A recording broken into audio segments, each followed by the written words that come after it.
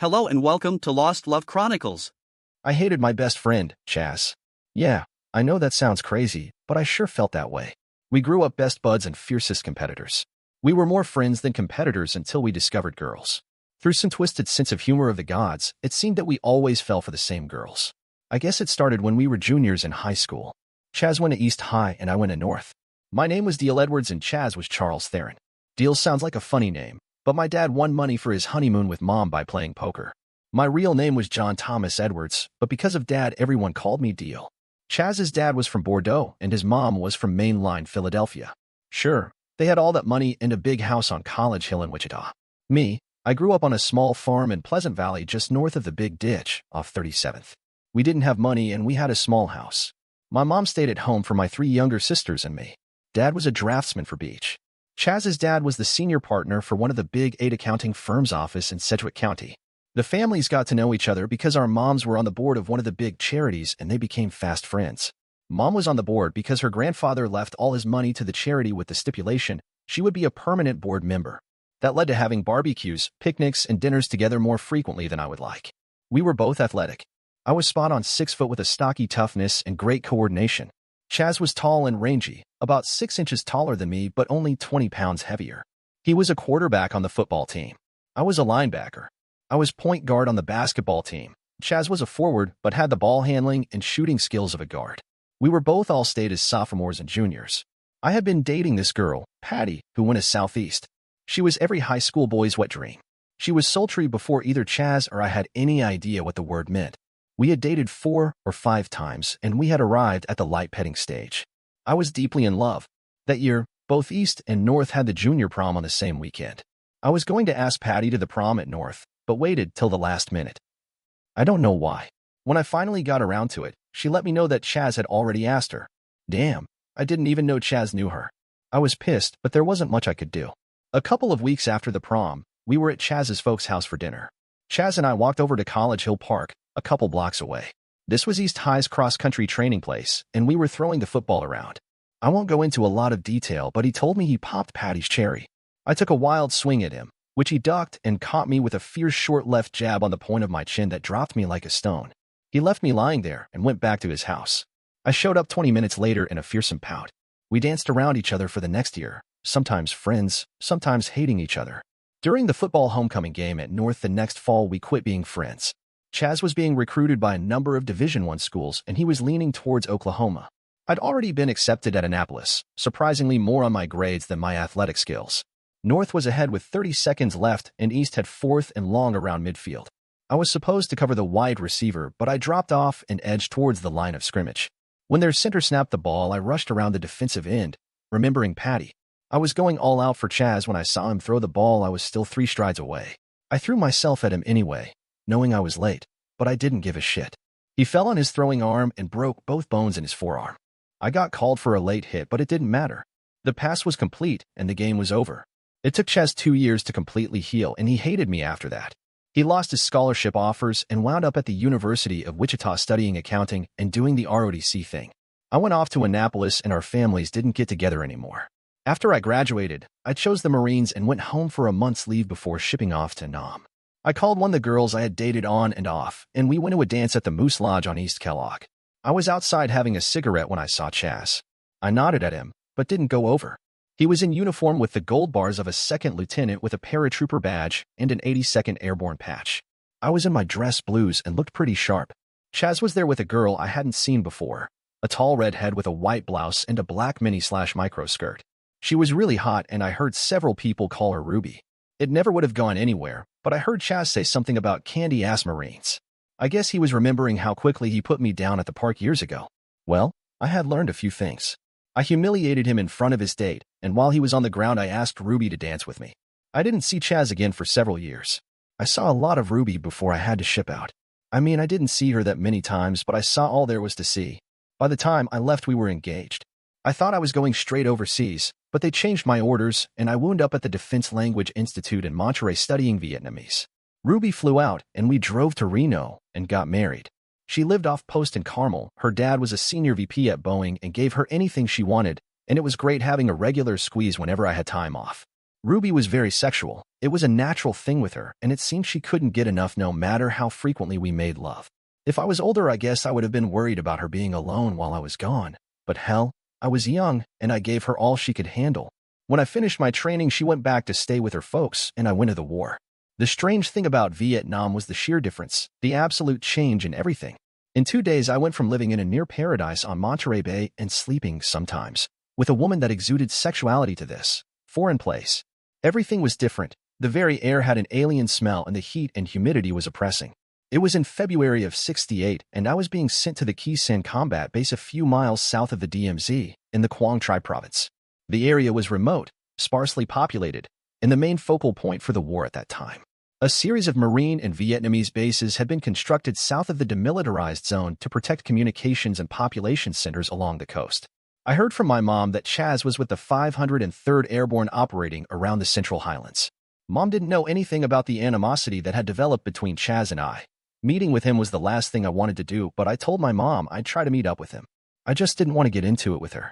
The Khe Sanh base had been closed the previous fall for restoration and expansion and had reopened several months before I got there. Engineers from the South Vietnamese Army built a dirt runway in 1962, which had been doubled in length, and some taxi strips added a couple of years later by the Seabees and covered with interlocking aluminum matting. By the time I arrived, it was a heavily fortified base. As the chopper bringing in replacements landed, I got a sense of things to come as we passed over the still smoking remains of a KC-130 at the end of the runway. The base was about 2 square miles, averaging about 2,500 yards long and 400 wide. The runway actually extended about 150 yards beyond the perimeter. This narrow opening was heavily covered by machine guns, claymores, and several Ontos anti-tank vehicles. The only source of water for the base was a stream outside the north perimeter. Water was pumped up the hill and stored in rubber reservoirs. I was assigned to the Battalion S2 Intelligence, the major in charge of intelligence. My job was to translate documents found on captured or dead enemy combatants as quickly as possible. This meant that instead of waiting for the documents to come to me, I had to frequently go to them. It was a hard job because the documents were usually in poor condition, and we were getting more and more stuff from the North Vietnamese Army. What we trained on at Monterey was mostly documents from the Viet Cong. About 2 weeks into my stay, I was at a forward position, and one of the guys asked if I wanted a picture of me with the snake. I asked what they were talking about, and they took out a snake they had killed the day before. It took 4 of the men to carry it. Later, after I was back in the real world, I would look at that picture and remember what a messed up war that was. It was a small comfort to the hell my life had turned into. I did pay attention to the guys with experience, and I learned to survive. About 6 months into my time at Khe Sanh, I was being sent to Tan Son Nhut Air Base outside of Saigon for a meeting with some of the other translators to try to get more consistency in the translations and suggestions to look for trends in the data we gathered, so we could be more productive in the questions we asked. On the trip back, the helicopter I was on sat down on the LZ just as a mortar attack took place. I started running as fast as I could for cover, and just short I felt a sharp pain in my back, followed by the shocking sound and intense air pressure from the explosion of a mortar round. At the hospital, I got the bad news. The doctor called it a transection of the spinal cord in the epidural space. What he meant was that I was dead from about the navel down. More specifically, I was impotent and incontinent, or as the doctor said, urinary and fecal incontinence. I would be better off totally dead. This was my first thought after the doctor left. It was a theme I became obsessed with. As I started therapy and started talking to my fellow victims of having their lives ruined because of a war no one really supported, I was learning to keep my thoughts to myself. It seemed that those with recurring suicidal thoughts were sent to some VA hospital and forgotten. I learned to smile and sound optimistic, all the while making plan after plan on how I would put myself out of the constant pain and humiliation I was going through. One of the plans started working almost immediately. I was drowsing one afternoon. Actually, I slept most of the time because of the narcotics I was taking for the pain, when Chaz came waltzing in. He had an eye patch on. He had lost an eye during a Viet Cong ambush. The dumb shit actually looked even more handsome with the eye patch than without it. We shot the shit for a while, then I begged him to get me a bottle. Come on, Chaz, for old time's sakes. He did come back, and as he gave me the bottle, he said, "Hey, did Ruby tell you that we went dancing a couple of times when I was on leave before shipping out? Damn, she was lonely. Hey, are you going to be able to keep her satisfied?" With a smirk, he added, "You know you can always call on me, buddy. She's really hot, ain't she?" I was torn between drinking the bottle of Canadian Club or throwing it at him and trying to put his other eye out. I settled in for drinking the booze and tried my best to kill myself with it. I was about halfway finished with the whiskey when I dropped the bottle. That both kept me from finishing the remaining whiskey and brought in the night nurse at a run from the crashing noise. With the level of narcotics I was taking, I almost died, but they did their damnedest and saved my sorry ass. I cried for 2 days after that before I could fake a stiff upper lip again. I wound up in a hospital in Hawaii and Ruby came out for a couple of weeks. She just came by the hospital for about a half hour each day. I asked her why she didn't come by more often. Deal. This place is just too depressing. And I hate the smell. It makes me want to throw up. I worried about what she was doing the rest of the time, but there was nothing I could do about it. I finally made it home. We rented a house just a few blocks from the Pleasant Valley Middle School, north of Wichita. It backed up against the big ditch. We had a guy put in a wheelchair ramp so I could get in and out. Ruby didn't have much patience with all the work involved in keeping me clean. I could see a disgusted look on her face once in a while that really hurt me. Worse, though, by far, was she started going out 2 or 3 nights a week with her girlfriends. Each morning I had one prayer that I repeated over and over. Oh, God, kill me today. The doctors said I probably would die within 2 or 3 years. There was just too much damage. I had to go to the VA hospital every other month or so, and they would fix something or other and my death would be delayed for a while longer. Ruby kept going out, staying until some late hour in the sleepless nights. I tried to talk with her, but got Jackson an answer. Oh, deal. I'm sorry, but it's just so boring here. I'm too young to be stuck at home all the time. I'd watch her get ready, and I knew she wasn't going to no damn girls' night out. She spent too much time on her clothes and makeup and putting on some expensive whore water that cost more than we could afford. She dressed in tight clothes that exhibited her body. I was thinking more and more of trying to end it. I came up with zilch until a buddy of mine from Nam stopped by on his way to Tulsa. We lied to each other for a while until I finally got serious. Hey, type man, I need a gun. Anything you can get is okay. He looked at me hard. He knew what I wanted it for. Sure, deal. I got one in the car. He came back with an SNW .38 police special and a box of ammo. I didn't really need a box. Loading it once would be more than enough for me. One bullet was all I needed to end my pathetic life. This went on for a couple of months. I hid the gun in my duffel bag in the closet. Ruby had never shown any interest in it. Then the night came when I got pissed off enough. I was livid with anger. Ruby was getting ready and mentioned in passing, I'm not driving tonight. An old friend of yours is picking me up for dinner and dancing at the Moose Lodge, then we're coming back here. Who do you mean? Who is picking you up? Oh, you'll see in a minute. I put my hand on her arm and asked, Ruby, stay home tonight. Don't go out on the town, please. Deal. I don't have much time. Just leave me alone. About 10 minutes later, there was a knock on the door. Ruby went over and opened the door. Chaz came in dressed in a new sport coat and looking darkly handsome with his eye patch. Chaz, what the hell are you doing here? Hey, deal. You're looking great. This with a smirk. I'm taking Ruby out dancing because you can't even stand up, and you know how much she likes to dance. I'm also going to give her something else you can't give her. He and Ruby both laughed at this. She took his arm, and they started walking through the door. Ruby paused and turned back to me. Deal, we are coming back here after our date. She had a heavy emphasis on the word date. Please stay out of the bedroom. I don't want it all smelly with those awful cigars you use. Oh, if you want, you can watch us. Chaz added, laughing. Yeah, deal. That's the closest you will ever come to sex again. I threw the ashtray at him, but he just ducked, and they went on out the door, laughing, slamming the door behind them. Doing a slow burn, I went to the closet and got my gun out. I always kept it loaded. I wheeled over to the bed and took the bullets out, cleaning each one with the edge of the sheet. I made the hard brass shine. I did this for 10 minutes until a tear fell on the .38. I realized I was crying. I knew at that instant that I was ready to end it. I had nothing to live for. I wanted nothing I could ever expect to get except death. I put the shiny death dealers back in the pistol, one at a time. I looked down the bore to make sure it was clean, not that it made any difference. I tried putting the barrel in my mouth, but chipped a tooth putting it in.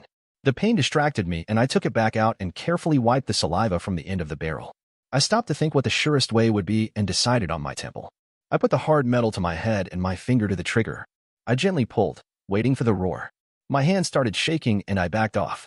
I lit a smelly black cheroot and picked up her pillow, exhaling the smoke into the opening at the end of the pillowcase. I knew she would wash the sheets, but I hoped some foul aroma would stay. I wheeled into the kitchen. I needed some Dutch courage, or in this case some Kentucky Dutch courage. My hands were still shaking as I poured a water glass half full.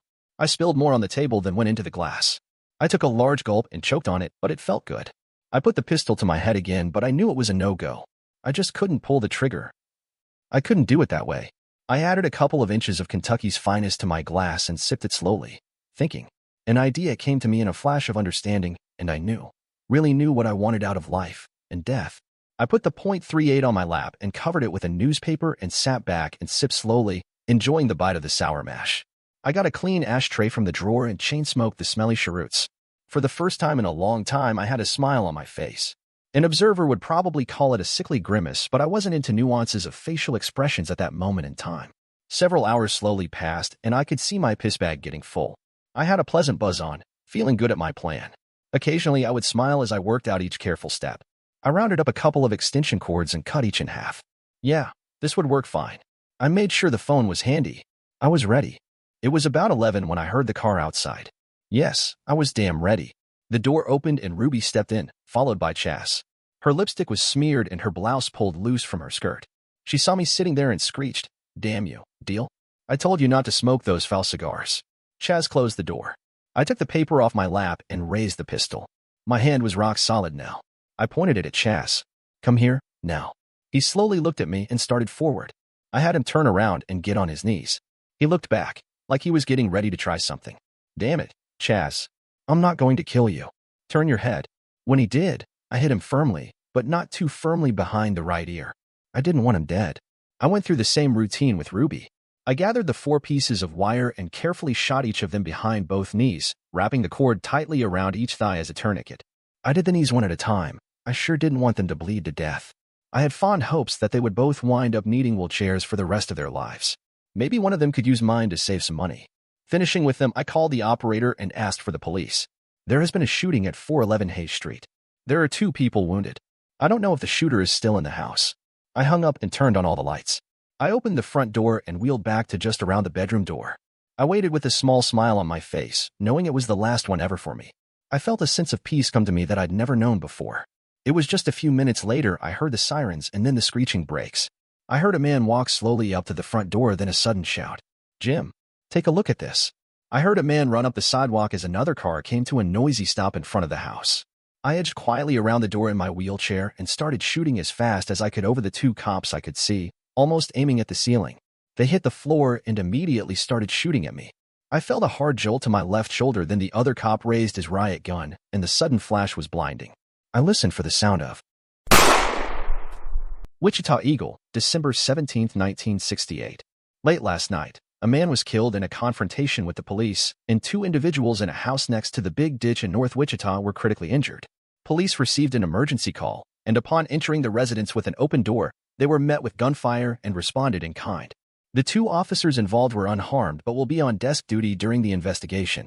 According to a spokesman at Wesley Hospital, both the man and woman who were shot are expected to lose their legs from the knee down. The chief of surgery anticipates that both victims will spend the rest of their lives in wheelchairs. The names of the individuals are being withheld until next of kin is notified. The incident is likely to undergo further investigation to understand the circumstances surrounding the use of police force. Dear listeners, please share your thoughts in the comments section below and don't forget to like, share, and subscribe.